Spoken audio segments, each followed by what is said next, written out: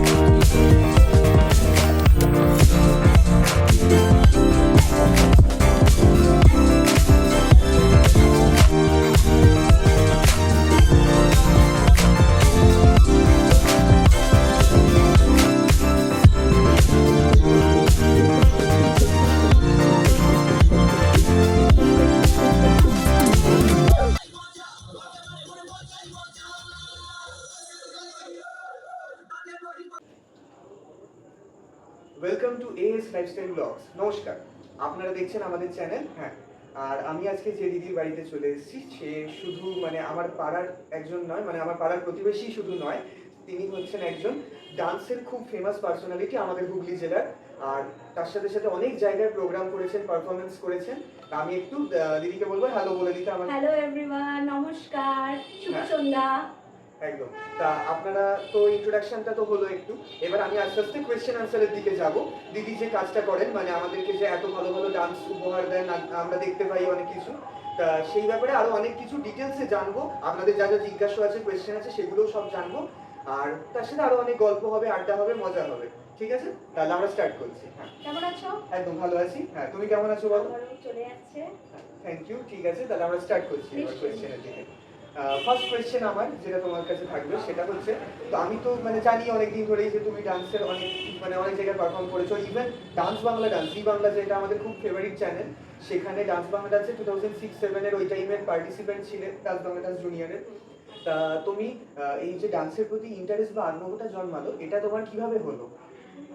Actually হচ্ছে যে god gifted বলে না, সেই ব্যাপারটা হয়তো আমার মধ্যে ছিল। অ্যাকচুয়ালি আমি যখন খুব ছোট ছিলাম, আমার মায়ের মুখে শোনা, আমার বাড়ির লোকের সবার মুখেই শোনা যে যখনই আমি কোনো ডান্স দেখতাম বা মিউজিক শুনতাম, নট অনলি ডান্স, মিউজিক শুনলাম বা কিছু, আমি নিজের তালেতেই না ডান্স করতে থাকতাম, মুভ করতে থাকতাম। তো সেই দেখে আমার, আর সবথেকে বড় কথা, আমার মায়ের খুব ইচ্ছে ছিল যে, আমার মা ভেবেই ছিলেন যে মায়ের সন্তান যাই হোক, ছেলে বা মেয়ে হোক, তাকে ডান্সের দিকে দেবে। ঠিক আছে, তো সেখান থেকেই জার্নি স্টার্ট। আমার মা আমাকে ডান্সের স্কুলে ভর্তি করায়, আমার কাকা আমার পায়ের ঘুঙুর কিনে দেয়। তো সেখানে গিয়ে আমার কোনোদিনই, স্কুলে গিয়ে কোনোদিনই ক্লাস অ্যাটেন্ড করে মনে হয়নি যে না মিস খুব স্ট্রিক্ট, আমি যাবো না, আমি প্র্যাকটিসের ভয়ে যাবো না বা কিছু, আমার কোনোদিনই সেটা মনে হয়নি। আমি এনজয় করতাম, আর স্টিল এখনো কন্টিনিউ চলছে এই আর কি। হ্যাঁ, বেশ ভালো লাগলো। এবার আমার সেকেন্ড কোয়েশ্চেন তোমাকে, যেটা এটা আমার জানার জন্য খুবই এক্সাইটেড, সেটা হচ্ছে যে এবার তুমি একটু জার্নিটা বলো তোমার, যে কিভাবে আস্তে আস্তে বড় হয়ে ফেমের দিকে এগোলে। হ্যাঁ, সেটা তোমার হচ্ছে যে যখন আমি কন্টিনিউ করতাম ছোটবেলাতে, তোমার অনেক স্টেজ শো করেছি আমি ম্যামের কাছে, যে ম্যামের কাছে শিখতাম। ম্যামই চতুর্দিকে নিয়ে যেতেন আমাদের। ঠিক আছে, তারপরে হঠাৎ করে, এটাও একটা খুব মানে ফরচুনেট আমার কাছে, যে আমি স্কুলে গেছি একদিন, আমি যে স্কুলে পড়তাম, স্কুলে গেছি, তো হঠাৎ বাড়ি থেকে ফিরে এসে শুনছি যে এরকম অডিশন চলছে জি বাংলার। তো সেখানে যাই, তো আমি খুব একটা আশা নিয়ে যাইনি, আমি গেছি, আমি জানি যে আমি তো নর্মাল ডান্স করি, কি আর হবে, যাই তো বাড়ির লোক এটা করে দেখা যাক। তো বাড়ির লোক স্পিরিট দিল আমাকে যে না চ না, তুই এরকম ভয় পাচ্ছিস কেন। প্রচন্ড ঝড় বৃষ্টি, সেই মানে প্রচন্ড জল জমে গেছে আমাদের এই শ্রীরামপুরেতে। তো সেই জল ভেঙে আমরা কলকাতায় অডিশন দিতে গেলাম। ফেমাস ডিরেক্টর রাজ চক্রবর্তী ছিলেন, যদিও ফার্স্ট অডিশনে ছিলেন না, সেকেন্ড অডিশনে ছিলেন। তো কোনোটাই সেরকম আশা করা ছিল না। যাই হোক, তো ফার্স্ট অডিশন আমি ক্রস করলাম। ক্রস করার পর কল এলো যে সেকেন্ড অডিশনের জন্য। সেকেন্ড অডিশনেও গেলাম ওই রকমই, মানে কোনো আশা নিয়ে নয়, ঠিক আছে যাই তো কি হবে সেটা দেখা যাবে। তো সেকেন্ড অডিশনেও গেলাম। আমি এক্সপিরিয়েন্সটা আমি একটু বলতে চাই যে আমি যখন অডিশন দিচ্ছিলাম আমি সিরিয়াসলি মনে মনে ভাবছিলাম যে ভগবান রাজ চক্রবর্তী স্যারের সামনে আমাকে যেন অডিশন দিতে না হয়, বাদ বাকি চ্যানেলের তো সবাই আছে। আমার খুবই টেনশন হচ্ছিল যে ওনার সামনে যেন অডিশন দিতে না হয়। তো ওই করতে করতে স্যারের সামনেই আমার অডিশন করলেন। তো স্যার আমার ডান্সকে খুবই পছন্দ করলেন। একমাত্র হয়তো ওখানে স্যার ছিলেন বলেই আমি একটু এগোতে পেরেছি এতদূর। ওখানে বাদ বাকিদের তো নিশ্চয়ই পছন্দ হয়েছে, তো স্যারেরও পছন্দ হয়েছে। তারপরে তো কল এলো, দেন ফার্স্ট শ্যুট হলো, তারপরে সেখান থেকে আরো বিভিন্ন জায়গায় আমি ডাক পেলাম। জিতে এখনো ছোটখাটো কাজ করি, সেটা নিশ্চয়ই তুমি দেখেছো। যাই হোক, তো এরম করে চলছে। তারপরে তো আস্তে আস্তে এই একটা ফেজ গেল। ফেজের পর তার সাথে পড়াশোনাও চলছিল। তারপরে কলেজে ভর্তি হলাম। সেখানেও আমি তখন আমি ডান্স শেখাতাম যখন আমি কলেজে পড়ি বা কিছু, ম্যামের কাছে আগে শেখাতাম করতাম। তারপরে আস্তে আস্তে এই লকডাউন পিরিয়ডটাতে আমি বাড়িতে যখন অনলাইন ক্লাস নিতে স্টার্ট করলাম, তখন ভাবলাম যে বাড়িতে যখন নিচ্ছি তো ঘরে কেন আমি নিজের একটা ক্লাস খুলবো না। তো এই করে করে আমি এখন আপাতত একটি ছোট্টখাট্ট স্কুল, নৃত্যক্রিয়া ডান্স স্কুল বলে সেখানেই আমরা দাঁড়িয়ে আছি বলতে পারি। একদমই তাই, স্টার্ট করি। এবার আস্তে আস্তে রেসপন্স পাই এখানে মোটামুটি। তো এইভাবে হোপফুলি এখনো কন্টিনিউ চলছে। বাহ, আরোই ভালো লাগলো জার্নিটা শুনে, যে এখন অনেকে কি হয় মানে একবার স্টার্ট করে জার্নিটা, তারপরে হয়তো খুব একটা সাকসেস না পেলে মাঝখানে থামিয়ে দেয়। আর তুমি কন্টিনিউ করছো ভালো মতো। সবথেকে বড় কথা আমার বাড়ির লোক খুব সাপোর্টিভ, খুব এটা দরকার। সাপোর্ট করে। মানে আমি ধরো হয় না, আমি সবার বাড়ির কথা বলবো না, এটা হয়তো আমার বলাটা ভুলও হচ্ছে, কেউ যদি কিছু প্লিজ মনে করবে না, বাট হয় না অনেক সময় যে চ্যানেলে কাজ করবে বা ডান্স নিয়ে কন্টিনিউ করবে, পড়াশোনার হ্যাম্পার হয়ে যাবে, বা এসব লাইনে যেও না, তুমি নর্মাল পড়াশোনা করো, চাকরি করো, সব করো। তো সেটা আমার বাড়িতে কোনোদিনই হয়নি। আমি একটু গর্ব করেই বলতে পারি যে কলেজে আমি ফার্স্ট ক্লাস নিয়ে পাশ করেছি। আমার পড়াশোনাতে কোনো রকম কোনো অসুবিধা হয়নি। আমার বাড়ির লোক, আমার টিচার্স অলসো সবাই আমাকে খুব সাপোর্ট করতেন, এবং তারা খুব পছন্দ করতেন আমার ডান্স বলো, সব কিছু বলো। তারা আমাকে এনকারেজ করতেন যে পার্টিসিপেট করো সবেতে বা কিছু।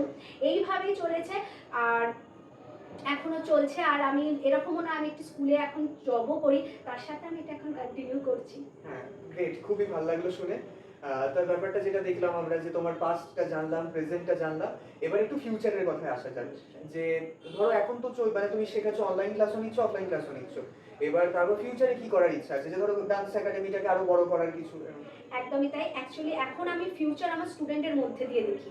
ওরা একদম আমার কাছে, এই স্কুলটাও যেমন আমার কাছে আমার বাচ্চার স্বরূপ, তেমনি আমার স্টুডেন্টগুলো আমার কাছে এক একজন এক একটা বাচ্চা। মানে এখন আমি স্কুলটাকে নিজের হাতে যেমন স্থাপন করেছি, নিশ্চয়ই আমার পেছনে আমার বাড়ির লোক ছিল, অবশ্যই আছেনও, কিন্তু আমি স্কুলটাকে যেমন তিলে তিলে, এই স্কুলটাকে ফার্স্ট যেহেতু আমার স্কুল, এটাকে যেমন আমি বড় করতে চাই, আমার বাচ্চাগুলো যাতে আরো বড়, আমার স্টুডেন্টগুলো আরো বড় ভালো প্ল্যাটফর্ম পাক, সেটার চেষ্টায় আমি আছি। তারা মেন কথা হচ্ছে তারা আমার থেকে যেন শিখতে পারে, আমিও তাদের আমার থেকে এগিয়ে দেখতে চাই। আর তারপরে তো ইচ্ছা আছে, সব মানুষেরই, সব টিচারদেরই থাকে যে নিজের এই ব্র্যান্ডটাকেই বলো বা স্কুলটাকেই বলো আরেকটু অন্যান্য জায়গায় প্রচার করা, অন্যান্য জায়গায় ব্রাঞ্চ খোলা, যাতে অন্যান্য সবাই আসতে পারে। আর আমি মনে করি যে স্কুলটা আমি খুলেছি শুধুমাত্র যে টাকা পয়সা দিয়ে শিখলো, ঠিক আছে শিখে চলে এলো, এরকম নয়। আমি এখানে ইনফ্যাক্ট এখনো চেষ্টা করে যাই, তুমি বিশ্বাস করবে না, যে ধরো যারা শিখতে চায়, মানে একদম শিখতে চায়, অথচ তাদের কিছু হয়তো অর্থনৈতিক প্রবলেম আছে, কিন্তু তারা হয়তো শিখতে পারছে না বা কিছু, আমি চাই যে তারা এসে শিখুক জিনিসটা। ইভেন তারা পরীক্ষাও দিক, আমার এখানে পরীক্ষারও ব্যবস্থা আছে, পরীক্ষা দিক, শিখুক। মানে যে শিখতে চায়, যার মধ্যে সেই প্রতিভাটা আছে, সেটা যেন এই সবের জন্য ধামাচাপা না পড়ে যায়, এটা যেন ফুটে মানে প্রস্ফুটিত হয়।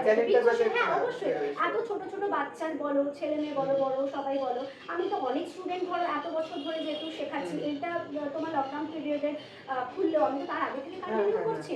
তো আমার সেই জিনিসটা ভেতর থেকে খুব কষ্ট হয় যে একটা মানুষ টাকার জন্যই বলো বা কিছুর জন্য বলো সে শিখতে পারবে না, এরকম তো হ্যাঁ তার নিশ্চয়ই জেনুইন রিজন আছে, সেই জন্য সে কন্টিনিউ করতে পারছে না বা কিছু। যেন আমি বারবারই বলি যে কোনো রকম কোনো অসুবিধা থাকলে আমাকে সেটা খুলে বলতে বা কিছু, আমি নিশ্চয়ই আমার যতটা সম্ভব আমি তাকে সাহায্য করবো, কিন্তু তার জন্য তার প্রতিভা বলো বা তার শেখার ইচ্ছেটা বলো যাতে চাপা না পড়ে যায়, সেটা যেন হয়, এইটা আমি চেষ্টা করি যাতে মেনটেন করার।